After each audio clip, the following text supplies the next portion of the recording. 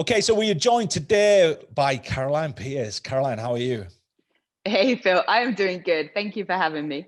Thank you for taking the time to be on. You are stateside at present. So what time are we there? Oh, 8:45 in the morning. Yeah, so I got up early for you, Phil. No, I'm joking. I'm a fairly early riser, but I was like, I got to get makeup on and look pretty before I go training this time. Well, we'll get into your routine probably later, I would anticipate. So there's a multitude of ways I can describe kind of what you do and what you've done. Athlete, sports host, TV presenter, model, published author, a whole array of things that have occurred throughout your lifetime. But I guess it all sort of started, I guess, with sport, right? Yeah. So yeah. Back in the day, you were a professional athlete. You would have been professional at that time with it being athletic. Yeah, I mean, in the sense that I was competing for Great Britain in athletics, in track and field, and I was doing, various Grand Prix, which are paid, so it ticks the professional box, but, sponsored as well, lottery funding, etc. But yeah, I mean, I've been competing in athletics since I could walk and run, I think, literally, and then going through all the different age groups and heptathlon. I couldn't choose one event, so the heptathlon, the 7 track and field events, was where I kind of found my footing really, and went on, as I said, compete for Great Britain in European Cup and won national championships, and that sort of took me all the way through university, still competing until my injuries got the better of me. But alongside that, and you're probably mentioned as well, I took up bobsledding as well. So it's one of those crazy people that went from the track to the ice track and gave that a go as well with the British team. So you said, practically before you could walk. So when did all this start? So you started doing, was it athletics or was it an array of sports? And then you kind of figured out that athletics was your strength, or? Yeah. So I remember with my parents were fantastic. And, it was like swimming on a Monday night, gymnastics on a Tuesday, track on a Wednesday. And I remember getting to the point, and I was, it's further through school at this point, and they said, you got to choose. Because I remember a moment, we were just going to track competitions all over the country and competing. I was winning, just it felt good. I was getting little medals here and there. And I was in I think the under 13 age group. So I think I was about 12 at this point.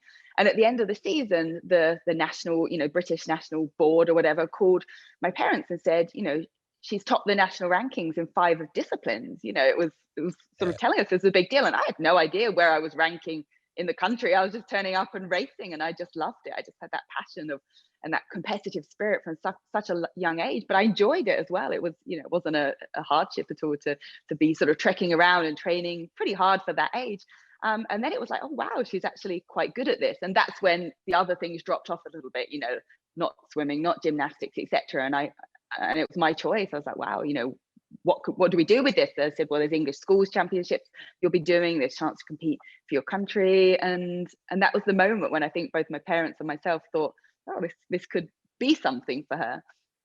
Amazing. And so what was your event at that time? Or was it a multitude of events? Because obviously I was doing everything. I was doing everything. Hurdles, long jump, even the 800 meters, which I then went on to hate, the last event of the heptathlon, were races I was winning. So that's when naturally I gravitated towards doing, at that age, you do pentathlon, which is the 5 disciplines. And then that goes on to heptathlon at a certain age, and you compete from under 17s in the heptathlon of 7 events. But it was a case of, well, I'm good at all of these things. Let me pull them together and do them as a multi-event. And multi-events, or heptathlon, decathlon in the UK, is so strong. If you think of who we've had from Denise Lewis to Jessica Ennis, Louise Hazel, we've, as a nation, we seem to excel. And I think we have great coaches for it, and great motivators and inspiration in other athletes, that it felt good to be a multi-eventer, and showcase your skills across the board. And then as training and time went on, I was stronger as a whole across the events than I was individually competing in each of them against the rest of the field, as everyone gets older and more people come into the fold. So that became my place. But you don't compete in a heptathlon every weekend. So as an athlete, some track events you're just doing long jump and high jump. Others I might, in a club event, decide to try and get my high jump or my shot put, performances up. And then you probably do around 3 heptathlons a year, something like that. Wow. And you said before, I couldn't decide which one, so I just did them all. Yeah, I so know. That's been the story of my life, Phil. That's why I feel like I juggle so many things. I can never just commit. No, I can commit to many things. I'm very committal, but I can't let go of things. I think that's the better way to put it. There must be a large enjoyment factor there, though, right? You know, you don't keep a hold of things and carry on doing something that you're not enjoying. No.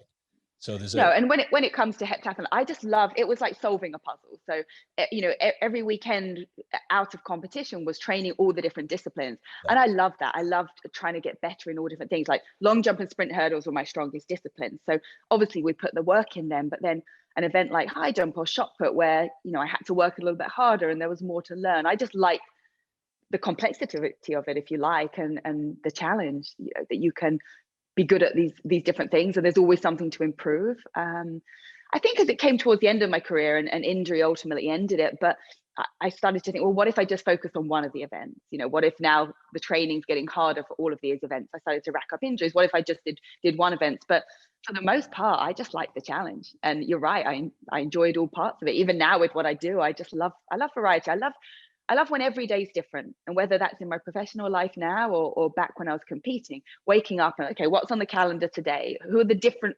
coaches? When you're a heptathlete, you get to spend time with different training partners. I think that's what sort of kept it interesting for me for so long. Yeah. And it was, so from that, as you're competing throughout these sort of early ages, obviously sport is it's a fun thing you do, and your parents take you on weekends to things. Yeah. When it hit that point of being quite serious, how did it look then? Was it, because obviously with athletics, it was, there was kind of centers of excellence almost of athletics, and everybody would have to resonate towards those centers of excellence. And then you'd have certain coaches for certain events and things like this. So how would a week look for you? Would you be getting up every morning, and would you be given a regime, or were you going to these centers and being coached by these people? Was there a thing where you had to be on site and be, face to face with these coaches? Because obviously, was there an element of this that was location based? So were you fortunate in that you had a lot of coaches around your local area, or how did that work? Yeah, kind of all of what you said, really. So, I mean, for me, it got quite serious quite young, from a fairly young age, when I was sort of recognized as, a young, talented athlete, if you like. I started training with Sally Gunnell's coach, Bruce London. And he was based in Essex, and it was the Dwayne Ladagios, Sally Gunnell, her husband would all train there. And I'd go there twice, and I wasn't driving myself at this age. I think I did during the course of my sort of tenure with them. So 3 times a week, my parents were driving me down to Essex, and I was training with them. And I was training very hard for that age. I mean, 5-6 days a week as a young, very young athlete. And then it was really when I moved to Loughborough University and I started studying there, doing my degree, and I did my master's degree afterwards, that I had that access where I was. Everything was there. Hurdle coach and team, the strength conditioning facilities at Loughborough were just phenomenal. They built the indoor track in the time I was there as well. So we had the indoor facility, no more running around a wet, rainy field and, getting the reps in that way. But I still had my coach from back I grew up in Huntingdon, and he was based at Peterborough Athletic Club.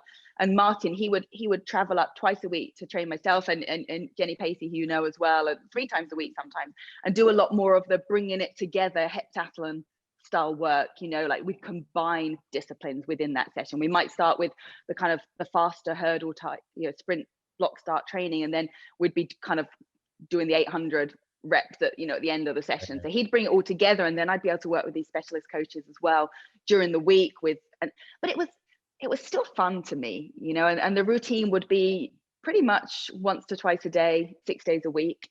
Weekends, whether it was Saturday or Sunday, I can't remember, we'd be there 4 or 5 hours at the track. You'd take breaks, you'd rehydrate, refuel, and then get back to training the next event. But in the week, it'd be a mixture of a weights or a strength-based session, sort of earlier or later, depending on the schedule, and then onto the track for the specificity and the training and the drills later on. So combined with my studies, it was full time. But we were just in this bubble. We're in this bubble at Loughborough University where you're thinking sport, you're drinking sport, everything, and having fun as well. And the first year I tried to maybe do a little bit too much with the having fun as well, but after that it got serious.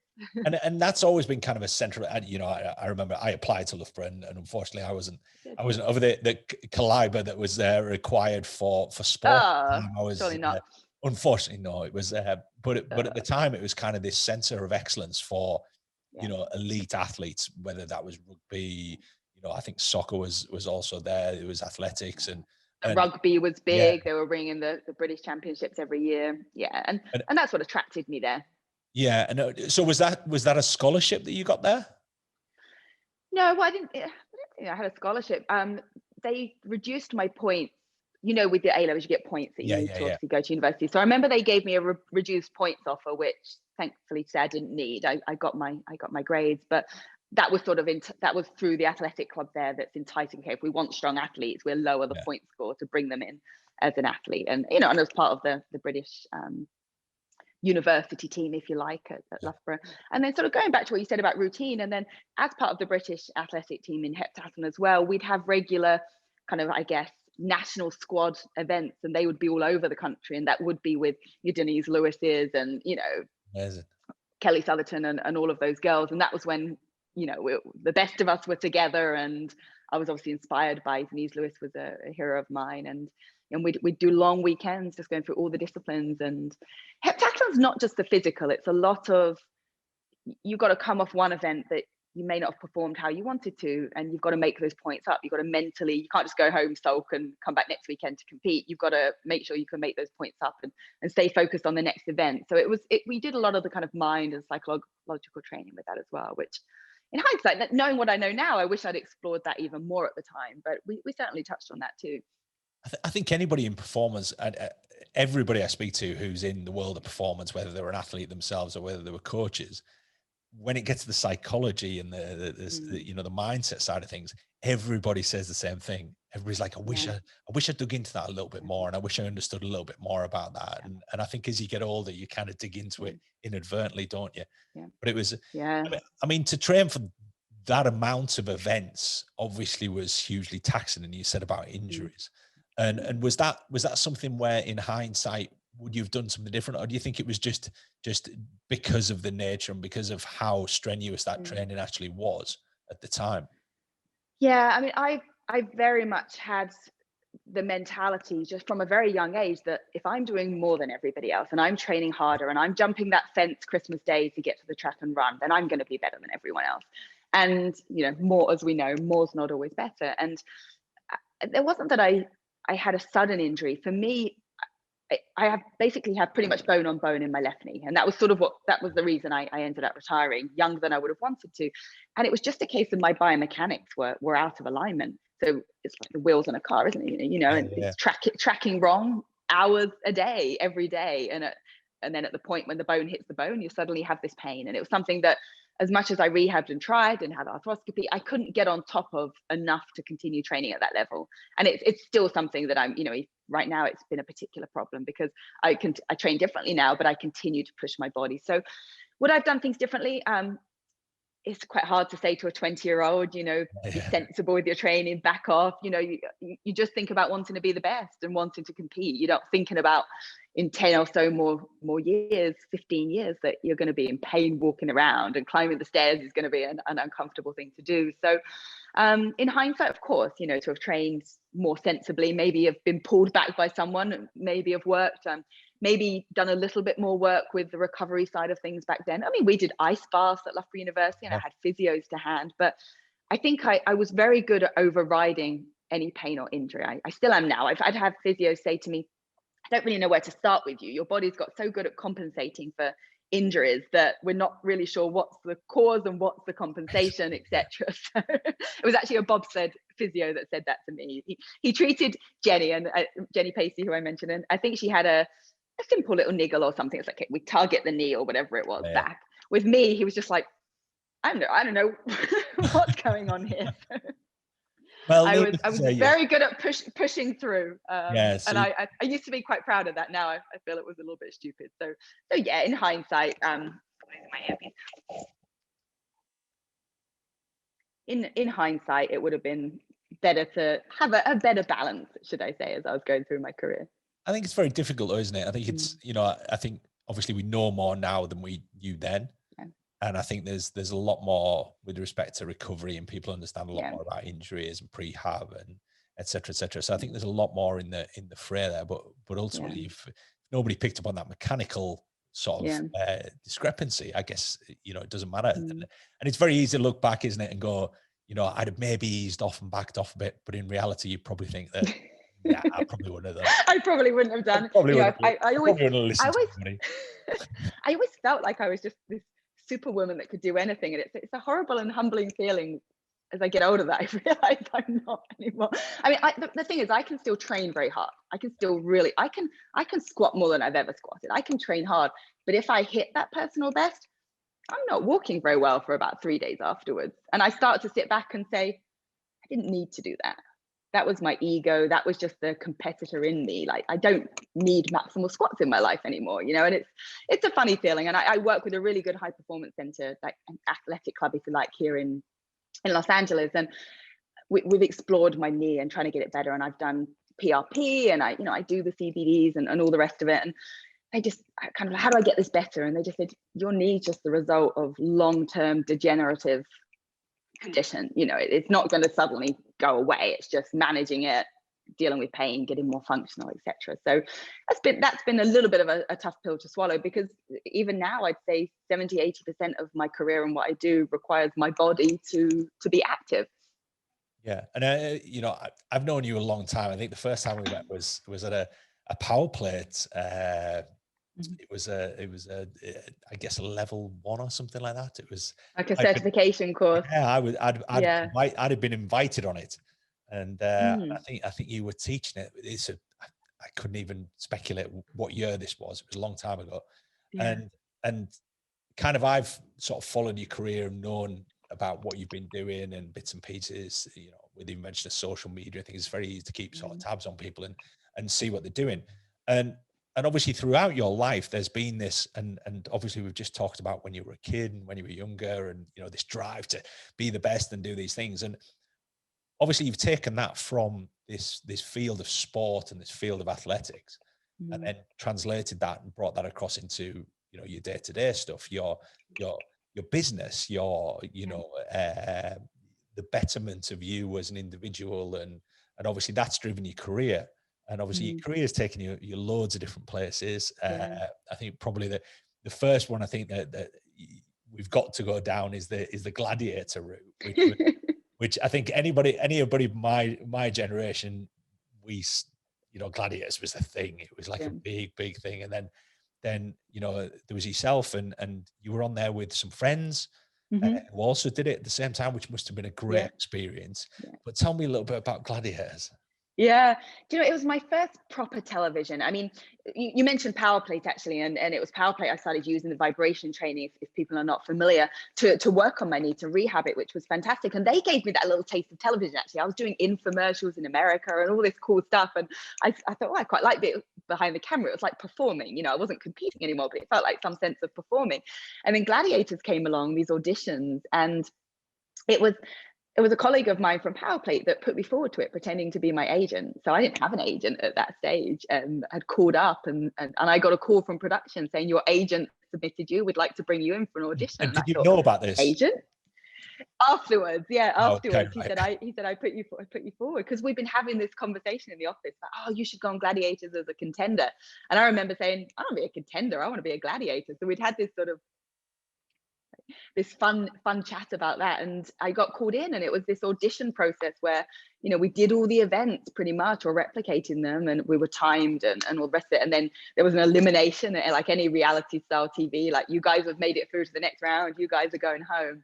And then we had to do these kind of like screen test as characters, and we played upon my bobsled background. You know, they called me Ice, so hair was bleached white, wore a white sparkly silvery costume, and I had to be mean. And I remember times during the show I'd be really encouraging towards the competitors, and they'd be like, that's not your character, you've got to say mean things. So this stuff was coming out of my mouth that when I listen back now, I'm cringing, and oh, who do I think I am? I'm not an actor or actress by any means. But it was so fun. It was like every day we were just playing games with my friends, you know, from athletics, Jenny, Pacey, Wayne Gordon, Zoe, William, you know, there was a whole group. Zoe was in the next series, but a whole group of us that just were just being paid to have fun. And I don't think we really realized, or I know for myself, certainly I wasn't thinking of it so much as a TV show. I was thinking of it as a competitive event, like a sporting event. And as much as I was playing this character, to me, it was just another chance to win and get better and perform and be badass. But, you know, of all the things I've done, it's still something. I think a lot of people from the original Gladiators have that memory of their childhood, if you're, you know, our age, that it was Saturday night television, it was the Wolfman and whatever. And to be a part of that, even for the short time that the relaunch took place, was just fun. There were some fun stories. I mean, backstage in the green room, because we're you know, athletes and gladiators, they just bring in big chicken legs, and that was just what we were being fed to. You know, they need protein, feed their muscles, and you know, bringing all these chicken legs in. But the truth is, you'd be sitting around for hours and hours, and then, you know, suddenly, as television is, it's like hurry up and wait is the saying. We you know, so you've got to get there, okay, 5 a.m. call time, into makeup, sitting with all this blue and silver makeup on, and then 5-6 hours later, you've got to suddenly spring into action and do the most physically demanding, powerful movement that you've done all day, climbing a wall or swinging on the rings. And then that would be it for the rest of the day. But it was a lot of fun. So was that the start of the TV thing, or was that kind of in the back of the mind that you wanted to do something on those lines? Because when I was competing, I'd done quite a few like commercial TV stuff, like advert, you know, commercials, etc., because it paid good money to pay the bills. You know, you're trying to be a full-time athlete. So I'd had a little taste from, you know, doing stuff with the camera. I did quite a bit of sports modeling as well, was just funding my training. But it really gave me a taste for television.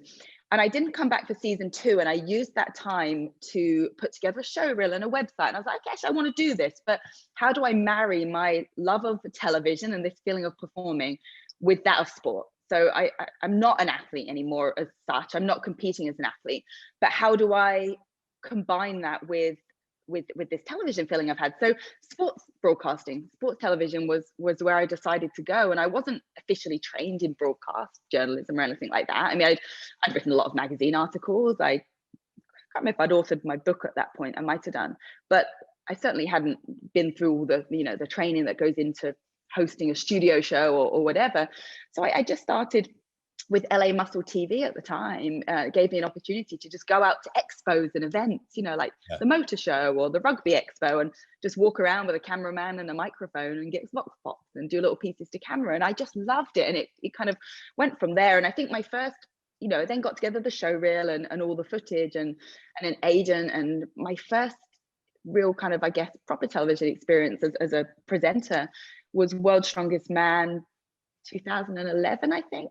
I was flown out to, it was North Carolina, and, you know, interviewing all the guys. It was on Channel 5, and that was a little bit of a break for me, really. And I started doing the Strongman Champions League, which was on Eurosport, and really good friend Tim Ufton, who's one of the directors, producers at Eurosport, would just have me come in, and I'd sit in the back while the guys were doing the commentary and just listen and learn. And he'd walk me around how the studio worked. And then the CrossFit Games was on Eurosport, so I'd do the kind of color commentary for that and just sort of give my insights with the fitness side. And then fast forward a couple more years, and it was when BT Sport launched as a network, 2000 and I want to say 13, I think it was August 2013. And we'd been in conversation with them for a while, because I wanted to host the MotoGP. They had the rights to MotoGP, and I something like that would have been a dream for me, because Formula One, I'm a huge fan. I wanted to be a pit lane reporter for as long as I could sort of remember when I sort of got into television. And I thought, okay, I could have this role with the MotoGP. But before that even happened, they came to me and they said, we want you to host a weekly show on the UFC, the Ultimate Fighting Championship. And this was one of those examples of say yes and learn. So I knew very little about UFC. I could name a few fighters, your Anderson Silvas and your George St. Pierre's. I'd watched a little bit, and that was about it. But I thought, well, okay, wow, you know, this is a huge opportunity. But it went from being, don't worry, it's a pre-recorded show, you know, you're going to have a co-host, we'll, you know, we kind of ease you into it, to it's actually going to be live, and we're starting in like a month. It was like a month from getting the call that we started. So I just went into the way I am as a person, just obsessive researching, learning, watching tape, going out and practicing the arts and all that kind of thing. And it was ropey to begin with. I mean, I probably sailed pretty smoothly on the surface, but those wheels were pedaling underneath when you're trying to talk on live television with, talk back in your ear, reading prompter, interacting with the guest, moving, different cameras are pointing for you to follow your, your gaze, etc. We're including these really cool kind of demos in the show as well. And you've got to hit that point because they've got to stand there. There's a lot that you'll know that goes into it that people aren't aware of. So trying to navigate that and remember all these names of fighters I've not yet even met and hadn't even watched some of them in action was challenging. And it was my first taste of getting real criticism, if you like, and that first experience of what people can be like online. Because I'd always done fun, fluffy stuff where people were just, not fluffy, that's the wrong word to say, but entertainment-based stuff that was, people watch it, they like you, etc. But to get involved in someone's sport, and they've been following that sport for a decade or whatever, and you're this new face that they're not convinced knows much about it, it can be cruel. It can be really cruel. So I had to really earn my stripes over the years, and I did, and I got myself in a position where I don't care what anyone said, I know what I'm talking about. But it was definitely I went in probably a little bit naive initially, because I was like, this great opportunity, which it was, and there was a lot to learn, and I realize now how much I didn't know, but at the time I think I was luckily a little naive to some of that. And do you think that was the journey? Was that just a knowledge of the sport in general? Do you think that was because obviously at that point you'd done what, 5 years almost with World's Strongest Man, doing bits and pieces? Yeah, I had, but it was different because everything I'd done previously had been reporting style. So you're very much in the moment. You learn your sport and you learn about the athletes, and you're working with cameras and whatever. But this was just another step up. If anyone who's ever presented as a main presenter in a huge studio, BT Sport, your Sky Sports, etc., there's just so much going on. There's so many voices in your ear. If you're on an open talk back, you're hearing the director talk to the cameraman. You've got a count. You're listening to a count into the breaks. So you're finishing up and it's in 30, and then you've got 15, 10, 9, 8, 7. You've got to hit that timing to the break with whether it's your conversation, you've got to cut them off, whether it's the prompter. So when you combine that, like I said, sort of learning all these new skills, if you like, very quickly, with conversations where right now, if you were to ask me about pretty much any fight, I could just, or you ask me about something to power play, like anything that and you can reel off in your sleep, is easy to do. But when suddenly you're thinking, how do I pronounce that name? Like, and they're writing it phonetically for you in some cases because it's a difficult name, and you're then trying to remember, well, what fight card was that? I did learn it. It's in my notes, and your brain's going a million miles an hour. That becomes a challenge. So it's just with anything, like you just got to know your stuff. But you know what? When you start, you don't know everything, and you got to develop a tough skin. You got to work harder than anyone else in the room when you're the new one to learn and get up to speed. And Gareth A. Davis was my co-host, and luckily he years as a boxing and MMA UFC journalist. So my role was to know enough but steer the conversation, etc. But it moved on to the point where now I'm in the conversation and have been for many years. I'm actually having being a part of that conversation. But I think there's nowhere to hide when it comes to live television. There's no one to really particularly save you. But to me, it was just another challenge. And the people that want to criticize, they're not doing it. It's very easy as a fan watching sport to have an opinion and to think what you would say in that situation, or what question you'd ask, or what bit of information you can remember. I do it. I watch it all the time. But it's a very different experience when you are live on television with all these people behind cameras and whatever, and voices in your ear and timings and all sorts of things going on. It's very different. And the people that are best at the job do it as if that's not going on, Yeah. And I can say I've had some shows that they're amazing. I feel like I'm that person. Others where you come back, you're like, damn, that was, I said something stupid there. And I'm sure there's a lot of people don't even appreciate that.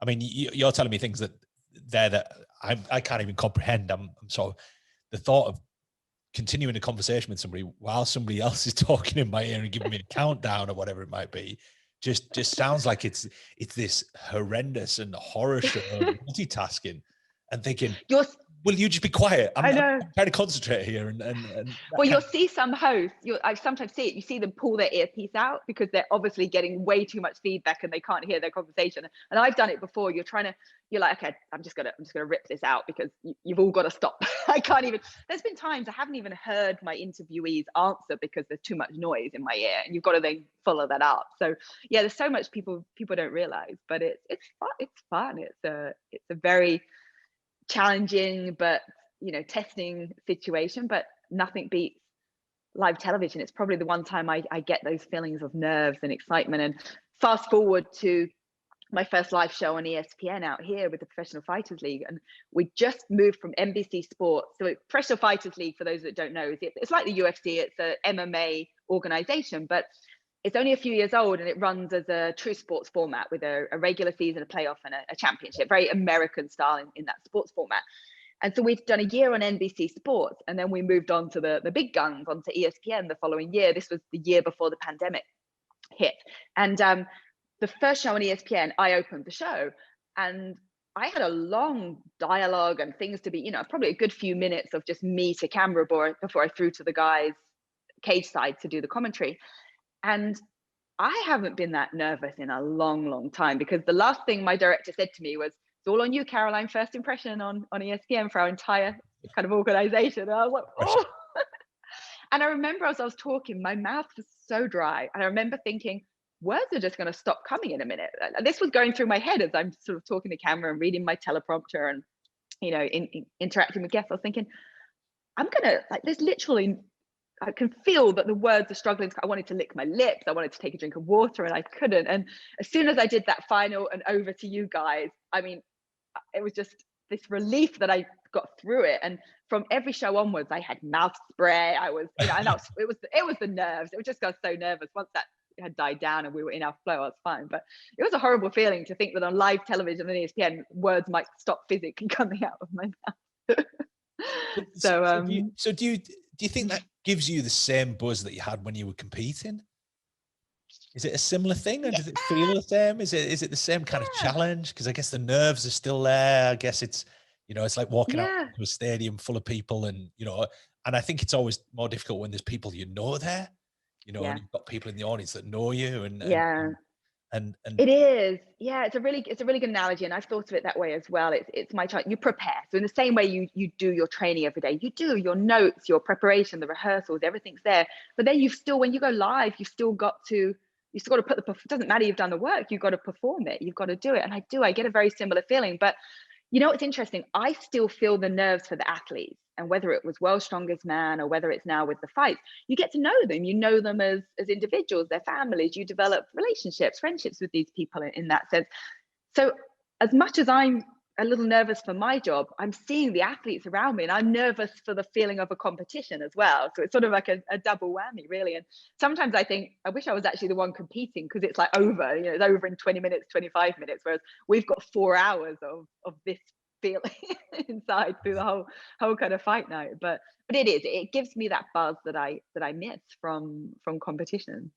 I certainly, I think, having been an athlete, and I say this a lot, I think it helps me relate to the fighters. Not that I haven't fought competition wise, but I've been in that position where you're putting it all on the line, what it feels like to win, to lose, to maybe not, perform to your full ability. And I get that, I call it a privilege. I'm sometimes one of the first people to talk to them post fight, and there's sometimes tears, there's sometimes the family with them, and there's elation and joy. And doing those loser interviews are sometimes the hardest. I've done a couple with Conor McGregor, the two losses, the Nate Diaz loss, I remember in particular, at the MGM Grand in Las Vegas. And they said, he'll talk to you, but you've got to do this walk and talk with him to the press conference. I remember watching that one, And that one was hard, but Conor's he was so insightful, even in those moments post-fight, as to what did work, what didn't work, etc. But they're sometimes the hardest ones to do, but there's a lot of on the spot, it's not always pre-rehearsed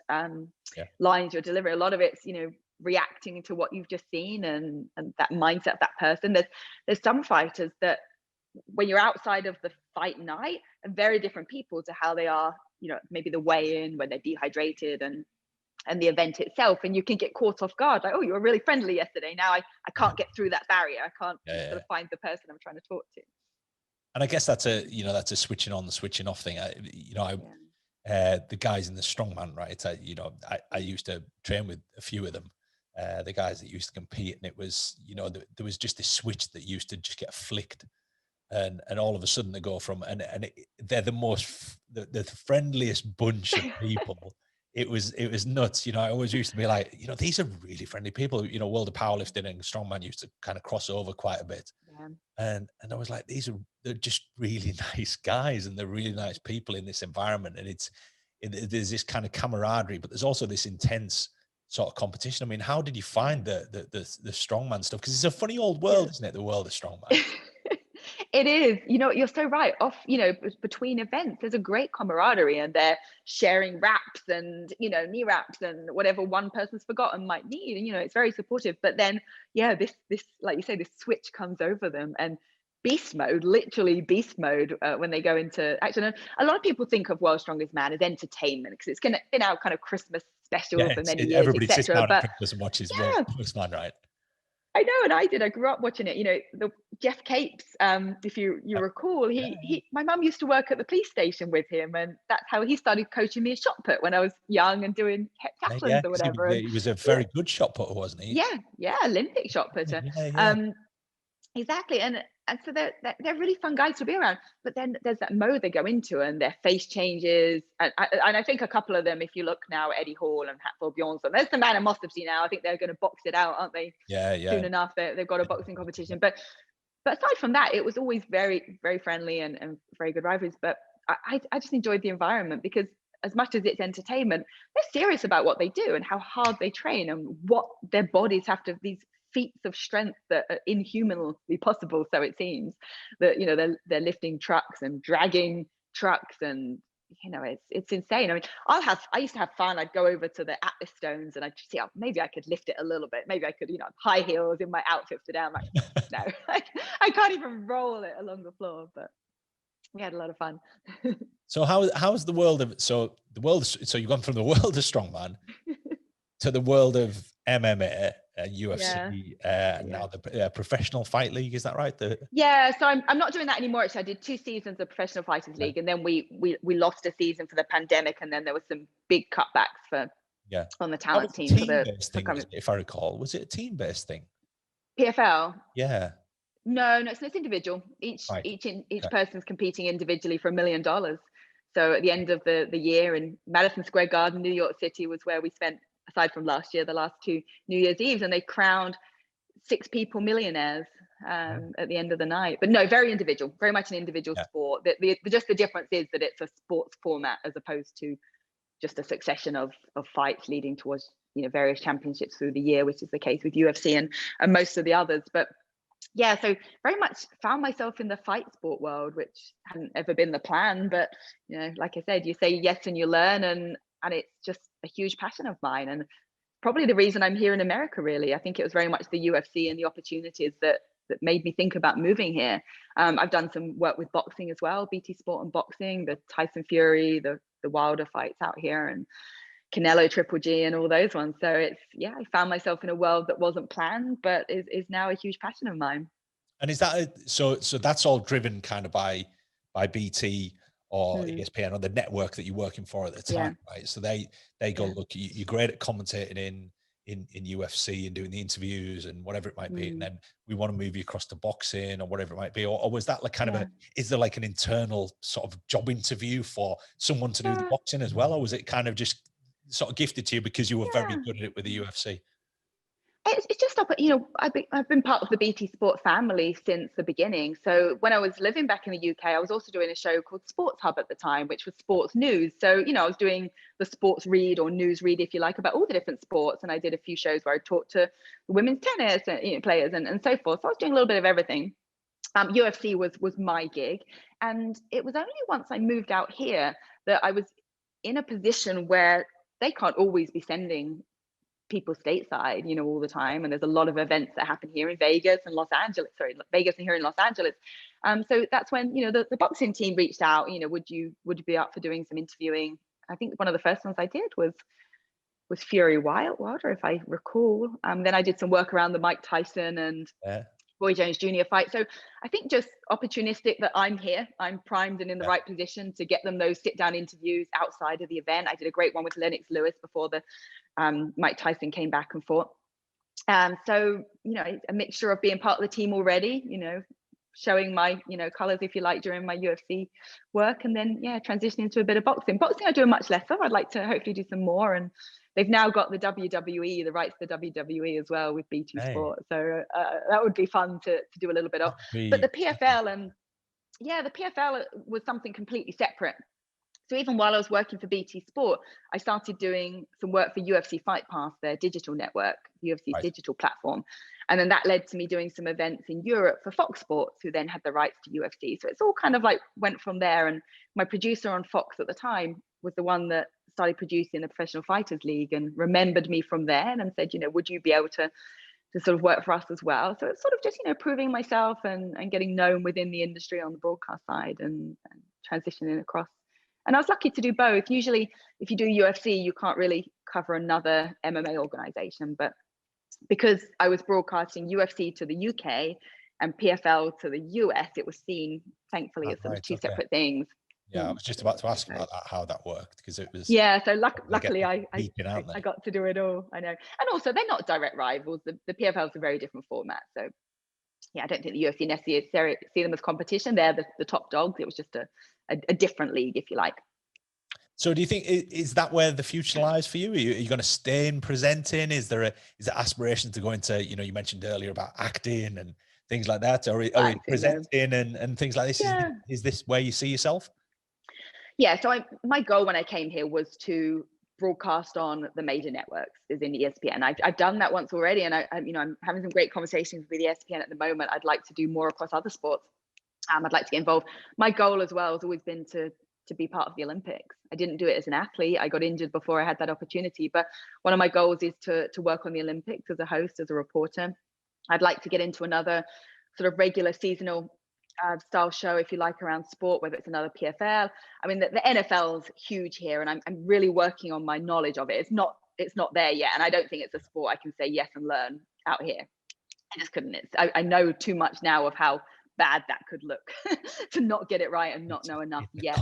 So it's a complicated, very complicated.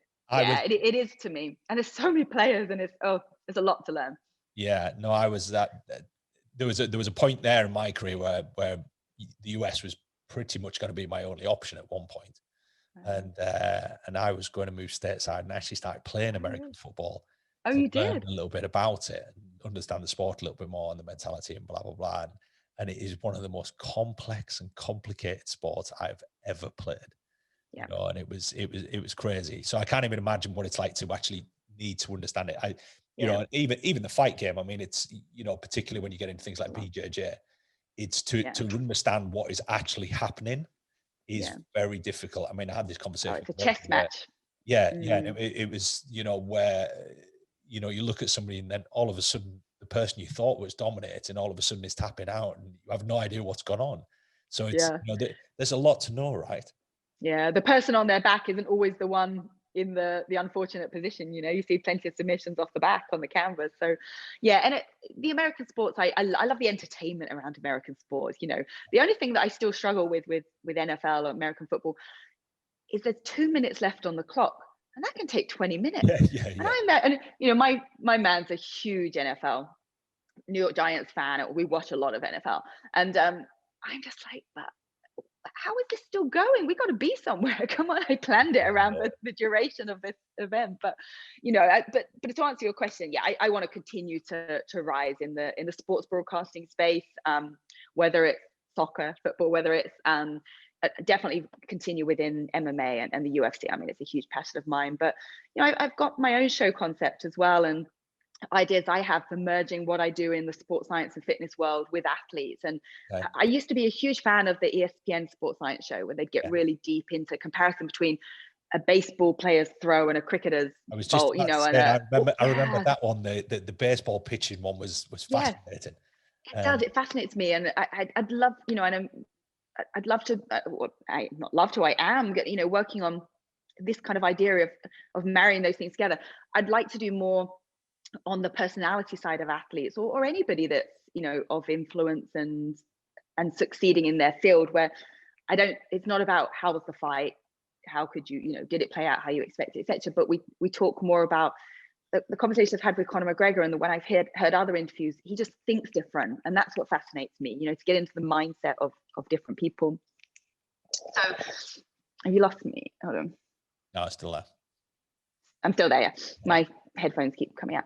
So it's really to me, just wanting to go deeper into those conversations. That's what my passion is, like bringing out things that people might not know about somebody and what really goes into being the best at what you do. So, so I have aspirations for other show ideas and things I want to do, and in combination with what I do in the fitness world and the app space, I work on an app called Fit On App, which is a home fitness app. I've been working with them for 2 years, and we're regularly creating new content, new workouts, and growing the app. I mean, it's incredible how it's grown during the lockdown period. People wanting to work out at home and get fit from home, and that's been hugely rewarding. Seeing how people are saying it's changed my life to have all of you as a guide and in-house trainer for us, and so that's still sort of growing out the brand in the fitness and well-being space is something I'll continue to do, and I want to marry that with the broadcasting side as well. And that comes back to what I said at the beginning. Like, I just like doing a mixture of different things and challenging myself and making sure each day is different. And I guess that's always been a staple for you, hasn't it? The fitness sort of thing. And I guess it would have been so easy to sort of get into broadcasting, and then all of a sudden just let all that sort of drop by the wayside and move into different fields and leave that to do its own thing. But you've continued that, and you still do an awful lot of fitness content. You're obviously doing the stuff with the app. It's still a huge part of what you do and what you deliver, right? Yeah, I lost you a little bit, but my headphones keep playing up. But yeah, I heard what you said. Yeah, it has. And you go to my Instagram or anything like that, and it's predominantly fitness. It's predominantly the content I'm working on and putting out. And because I still love to train, I still it's still very satisfying for me to help other people to get better, to function better, etc. So yeah, the work I do with I've worked with PowerPlate, the vibration technology, for I think nearly 20 years. It really marries up with my philosophy around recovery, performance, movement preparation, etc. So we're continually growing our education and programming, and as I said, with the Fit On app as well, just that ability to now reach so many more people. Not one-on-one training or I mean, we've got millions and millions of subscribers and minutes of workouts that have been completed, and the pro version of the app where you can upgrade to get the nutrition insights, etc. So I work with them on a consultancy retainer basis every month as well, and then 4 times a year we're filming the bigger the app workouts, etc. So I think I apologize, I can't remember that question because I cut out a little bit, but yeah, the fitness side is just sort of the continuation of really that fitness side of what you've done and what you've always done that just remains to be there. And do you think you'll always do that? Yeah, I think so. I think so. I think it doesn't matter what age you are, training changes and adapts. I put a lot of work into recovery now, and I talk much more about recovery and regeneration, etc. But yeah, it's always a part of my life, and therefore why not make it a part of my working life as well? Because television can be it comes and go. You can lose a job because nothing's wrong. You were great at your job, but they're going in a different direction, or the show's changed, or the show's ended, and whatever. So it's a huge passion of mine. I love it, but I feel within the fitness space, that's my business space, and I can control that. And I determine when I work, what I do, what projects I start. Television, I can do that to a degree, but a lot more of that relies on, being producers, directors, whoever's casting and keeping and making decisions. So it's a lot more fragile in that sense. Yeah, I guess there's more stability with what you do with the fitness world, isn't there? And look at the pandemic. Yeah, we lost a whole season of the Professional Fighters League. UFC events were very different for us. We were doing it without an audience. It's much more limited what we could do, who we could talk to. So it was the fitness world that boomed, if you like, the home fitness. And for me, that side of my business grew while kind of television got a little rocky, and then they're sort of both coming back up. So I think it's important to have something that you are in control of, that's not relying on other people's decisions. And that's why I guess I put my eggs in lots of different baskets as well. Very much so. So tell me about a day in the life kind of thing. So obviously you do a lot of filming. Well, what day? It's always different. Well, that was kind of the next point was, how do you pinpoint that? So are there things there that you do on a daily basis that, do you always get up at a certain time? Do you have a routine that you follow? Because obviously we talk a lot about, performance. We talk a lot and about, output, right? People are trying to become successful in whatever field it might be, whether it's sport, whether it's business, whatever it might be. And obviously there's that drive there. And I think, like you said, tap into the mindset of these people. So when you have the conversation with Connor, for example, and you say he thinks differently. And I think there's I saw you had a pitch with Tom Brady the other week, where I don't get starstruck very often, but I was a little bit starstruck when I saw Tom Brady. Yeah, and it's and to be able to get into that mindset of how does somebody become that great and at what they do, and obviously not just for a period of time. I mean, Tom Brady's been at that level for so long and has dominated in that field, and that mindset behind it. So I think what happens, a lot of our listeners are really interested in that mindset aspect of what you do. And within that mindset, I think there's always these little routines that people want to know. And I think sometimes they want to copy wrongly. They want to go, oh, well, if they do it, that's obviously clearly what I need to do. But are there things there? Are there staples that are part of what you do that you think are part of your output and your ability to sustain this huge amount of workload, really? I mean, you're doing an awful lot, and you go back to the heptathlon stuff, you're, unlike other athletes who are training for one event, you're going, right, I'm training for multiples. I'm doing loads of stuff all at once, which loads of eggs in your basket is great, but loads of eggs in your basket also means that there's a lot to do on a day-to-day basis. So how do you manage all that? Yeah. And I'm a creature of routine. And even if my environment changes, I'm still inserting my routine and my kind of practices. So for me, I don't go to, can you hear me still? Yeah. Sorry. For me, every night before I go to bed, I write a list. I'm a list maker, and it's with timings and everything that I need to get done in that day. It's usually a little ambitious for what I'll actually achieve, but it's very specific with what I want to do, the goals, the deliverables, etc. for each day. So I've always worked to that. Same as when I was competing, I had a training program. That's what we do. And obviously things come up and it adapts, but I'll make sure that my breakfast and coffee stuff's ready for the morning. Like, I like to wake up and go. I don't want to be trying to find things. What am I going to wear? Where's my breakfast? What do I need to do today? I go to bed with it already there, and I have done. I've been doing that for years and years. So that's sort of one thing that sort of I always think sets me up for a good day. And I have my routine. I'll always get my training done, no matter what, even if it has to be a short 10 minutes, 20 minutes, whatever. I need physical movement to get my day off to a good start. So whatever that might be, wherever in the world I am, I'll make sure I do something physical to just release those endorphins and set myself up for the right day. And then in terms of my work, it's making sure I hit the marks during the day, and it's ensuring that I stick to that list. For example, if it's a day pretty much at home like today, like I have a series of things I need to film this afternoon. So I've already created my storyboards for the different brands and projects that I have. Equipment will be ready, and I'll film that. I'll be editing it in the afternoon. I'll be uploading. I'll be getting approvals on those things. If I was doing a UFC fight or a PFL day, it's, get up, do my breakfast, my movement, etc. And then same thing, working through what we call a running order, which is the play-by-play of that list. I'll learn it, I'll practice, I'll rehearse it. We go into rehearsals. So for me, I'm a planner. I like to visualize things as well. Like, a lot of my day's already been visualized in terms of the filming I'm going to do, the performance I'm going to put on, and so forth.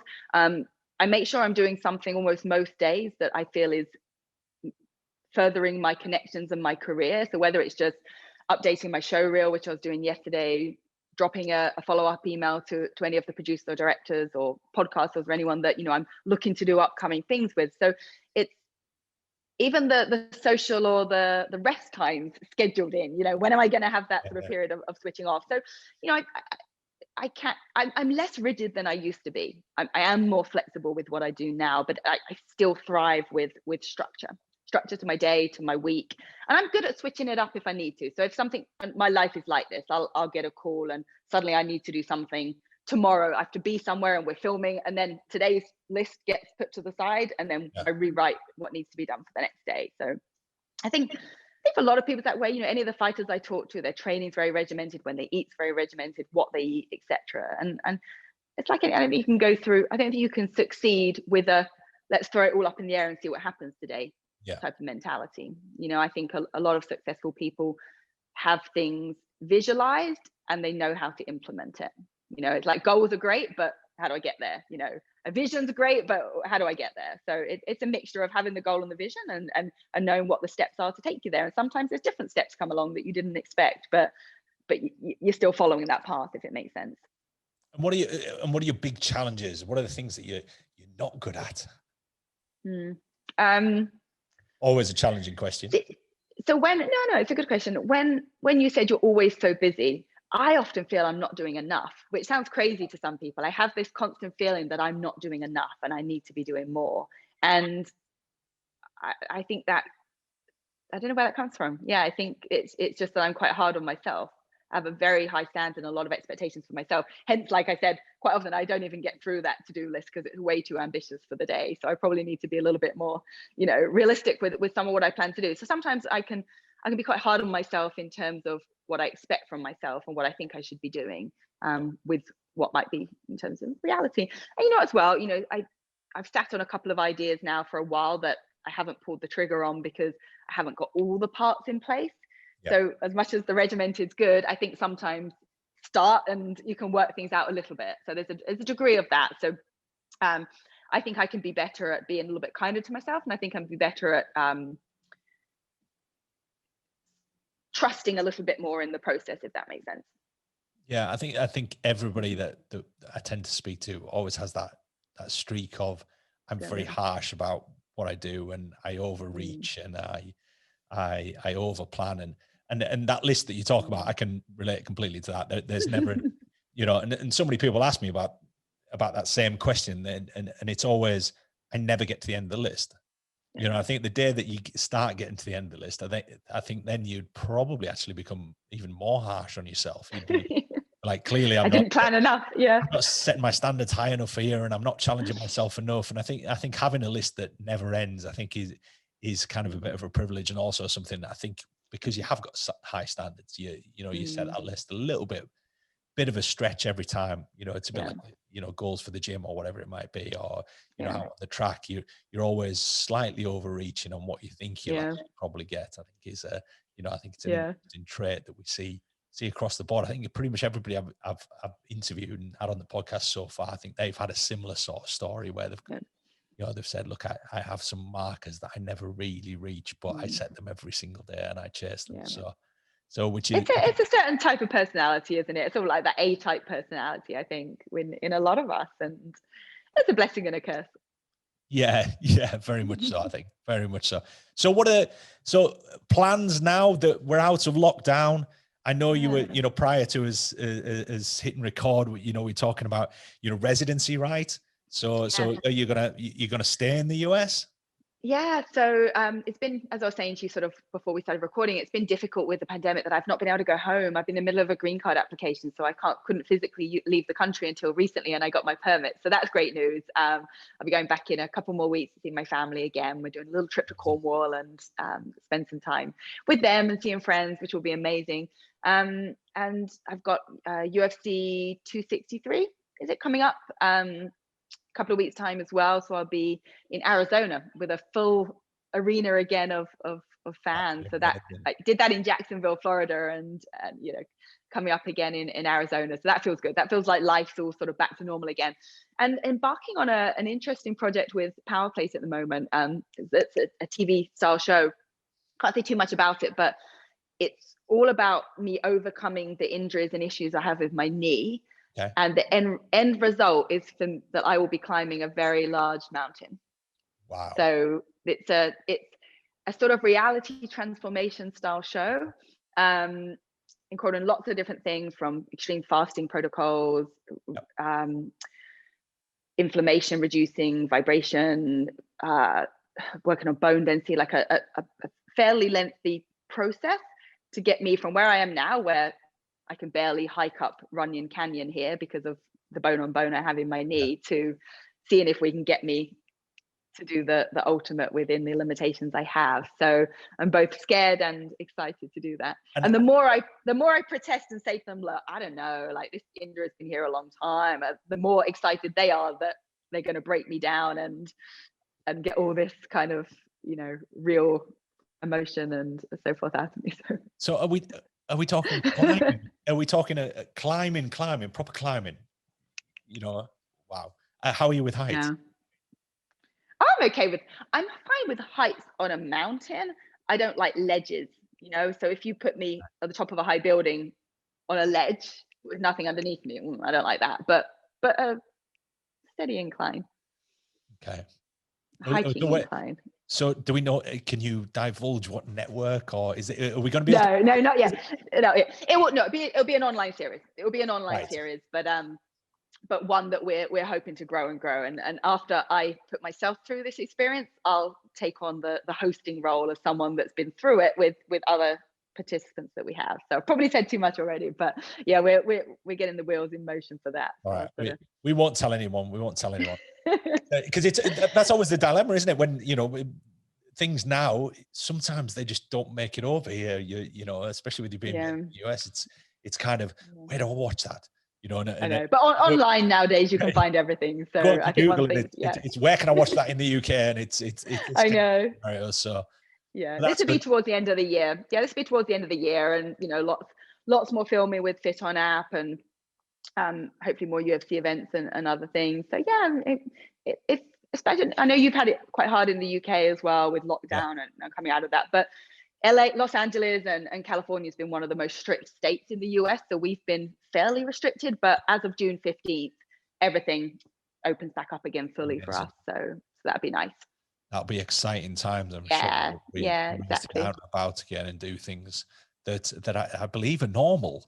It's so long since that was normal. It's all a bit strange. I went into the city on Saturday, and it all felt a little bit bizarre and a little bit surreal, but nevertheless. Yeah, when I was home a few weeks ago, I just went back for a week, did my 5-day test and release, and went into London on that final day before I went back. And Soho was buzzing. There was people everywhere. It felt really good. It did feel really good, albeit outdoors, but and the weather was. I quite like it because it suggests that we have a decent climate, but actually it's been pouring down for about the last 3 weeks. So hopefully that's what I keep hearing. Yeah, fingers crossed that obviously when you make it back, hopefully all that good weather that's meant to be now has shifted a little bit further. I'll bring some sunshine back with me. Yeah, my parents always say that, like, you could have brought the sun back with you. I was like, yeah, no, it's a slightly fairer climate in LA. It's can't complain. Hugely peeling side of it, right? All good. Well, Caroline, thank you so much for taking the time to talk to us. No, my pleasure. Thanks for having me. It's been fun. It's been great, and a nice insight into what life is like, presenting and obviously taking all that mentality and that mindset from professional sport and professional athletics into a new sort of regime and a new career. Yeah. It's been great. Yeah. Thank you so much for your time. I appreciate it. Thank you, Phil. Talk to you soon. Bye.